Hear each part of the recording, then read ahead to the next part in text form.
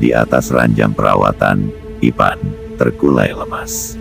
Sudah 3 hari, ia menjalani rawat inap di ruang mawar, RSUD Datu Sanggul, Rantau, Kabupaten Tapin, Kalimantan Selatan karena menderita penyakit mah kronis.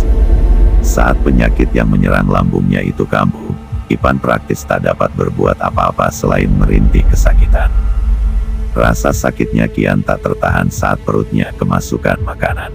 Lambung yang mulai kehilangan fungsi cerna, seolah menolak semua makanan yang masuk.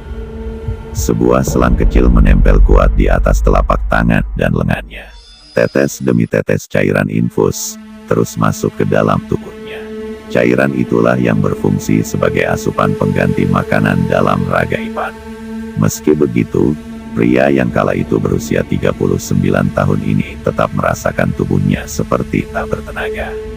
Namun malam itu Ipan tak punya pilihan. Ia tak sanggup lagi menahan air seni yang telah memenuhi kantung kemihnya. Sang istri yang biasanya membantu mendorong besi pengait kantong infus, lelap tertidur sambil menyusui bayinya di atas lantai, tak jauh dari ranjang perawatan tempat ia terbaring. Melihat sang istri tertidur pulas sambil menyusui buah hatinya itu, pria yang juga bekerja sebagai juru parkir di rumah sakit tersebut, urung dan tak ingin membangunkannya. Sekuat tenaga, Ipan berusaha sendiri bangkit dari tempat tidur.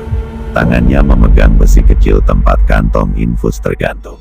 Perlahan Ipan mendorongnya, dan melangkah perlahan menuju toilet yang terletak tak jauh dari ruangan tempat ia dirawat. Suasana malam di rumah sakit yang masih dalam tahap penyempurnaan pasca pemugaran itu sunyi. Tak banyak pasien dirawat inap. Perlahan dan berhati-hati Ipan masuk ke dalam toilet.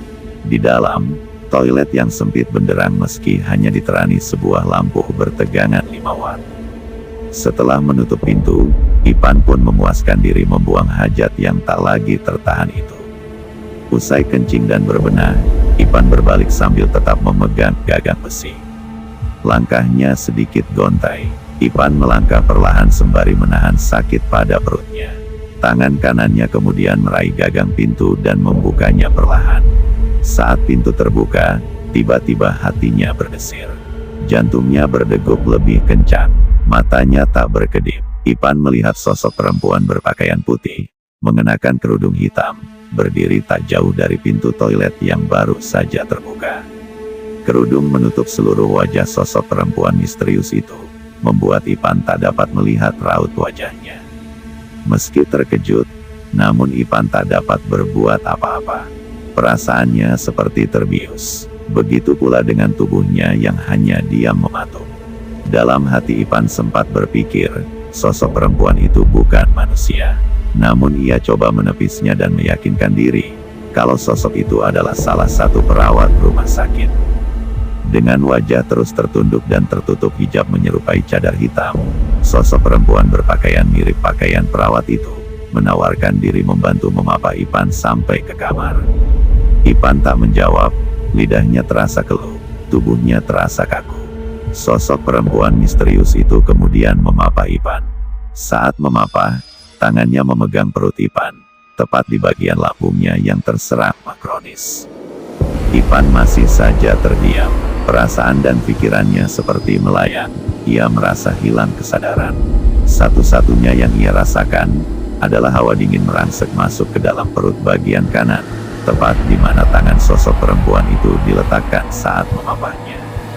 Sesampainya di kamar, Ipan langsung duduk di atas ranjang perawatan, tanpa dibantu sosok perempuan yang kala itu masih berdiri di belakangnya.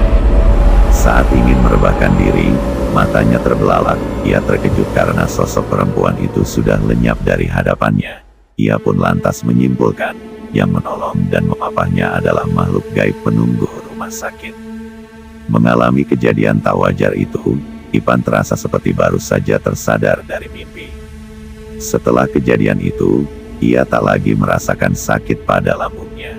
Esok harinya tim dokter menyatakan Ipan sembuh total dan diizinkan pulang. Mungkin itu hantu baik yang suka menolong pasien.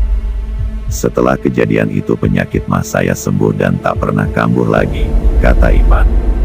Ini bukan fiksi. Ceritanya telah diterbitkan di Miris, mikirkritis.com, situs berita daring khusus mengulik dan menyobek-nyobek perkara misteri dan historis.